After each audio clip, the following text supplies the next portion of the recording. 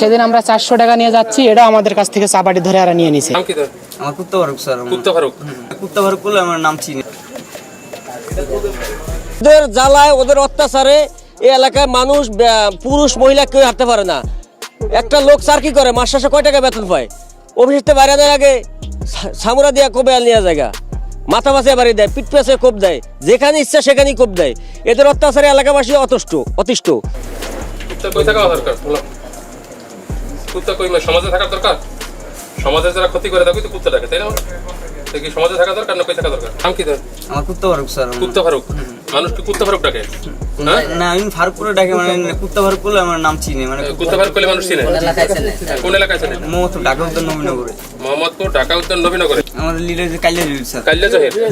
কালিয়া জুয়েল? জহির। কালিয়া জহির কোন কোন এলাকায় করো? করি আমরা শেখের ট্যাগ মোহাম্মদপুর। শেখের ট্যাগ মোহাম্মদপুর। বেরির উপরে পাম্পে। বেরির পাম্পে। কি চিন্তাই না ডাকাতি? এই যে এডি স্যার। চিন্তাই? জি স্যার। মোবাইল না? পয়সা যা পারি তাই। মোবাইল টাকা পয়সা গুলি নাও? জি স্যার। তারপরে মানুষ মেরে ফেলো না? না স্যার, এই কোপ দাও না? এটা দিয়ে কোপ দাও না? কোপ দিন না স্যার। কোপ দাও না, কি করো এটা দিয়ে? এমনি বাড়ি দেখালি স্যার, এমনি দিয়ে দেয় স্যার। এবার করে দেখালি দিয়ে দেয়। কর্নেল নামে এক ছেলে, ওটার কাজকে ধরে দিচ্ছে। ওর সাথে আরো কতগুলো আছে। আমরা অনেক রাত্রে আসি, কাজ করে নিরাপদে যাইতে পারি না। এই খালপাড়টা যেতে হয় আমার বাসা ওই সাইডে, ওই চাপাটি চুপাটি যেগুলো নিয়ে দাঁড়ায় থাকে, মানুষরা কোপায় এগুলো মনে করে নিয়ে যায়। আমরা যাই যে ওদের শাস্তি হোক, ওদেরকে মনে করেন যাবি না, সরকারের কাছে এটাই আমাদের আকুল আবেদন, এদেরকে শাস্তি দিন যাতে জনগণ, সাধারণ জনগণ ভালোভাবে থাকতে পারে। এত বড় একটা জিনিস কোমরে রাখে।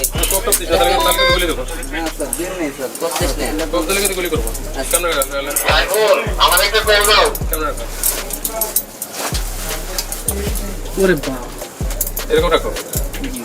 হাঁটা যায় না? হাঁটা যায়? হাঁটু কাটে না? সামনে যাস না। আচ্ছা, তাহলে বের করো, বের করো। আমরা আপনাদের প্রতি খুব খুশি। অনেক ঠান্ডা হয়েছে। অনেক খুশি। অভিযানে আর তরুণ স্যারের অভিযানে আমরা খুব খুশি।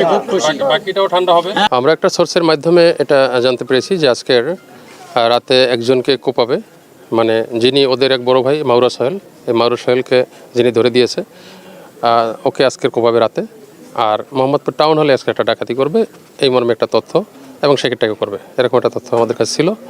তো সেই তথ্যের ভিত্তিতে আমরা কাজ শুরু করেছি। তো কাজ শুরু করে আমরা একজন আসছে হলো আপনার শরীয়তপুর থেকে, মাদারীপুর থেকে সে দুপুরে পরে রওনা করছে।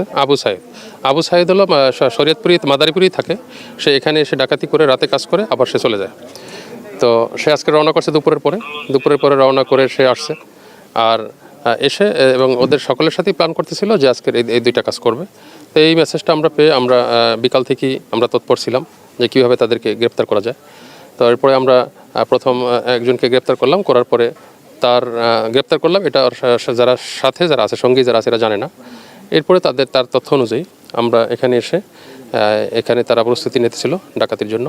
এই সময় তাদেরকে আমরা দুই পাশ দিয়ে আমরা ঘেরাও করি, যেহেতু আমাদের পর্যাপ্ত ফোর্স ছিল, তো যার কারণে আমরা তাদেরকে খুব ভালোভাবেই এখানে পাকড়াও করতে সক্ষম হয়েছি। জামিনের যে প্রক্রিয়াটা, এটা আসলে আমাদের হাতে না, এটা আদালত থেকে তারা জামিনের আসে, কিন্তু আমরা থেমে নাই।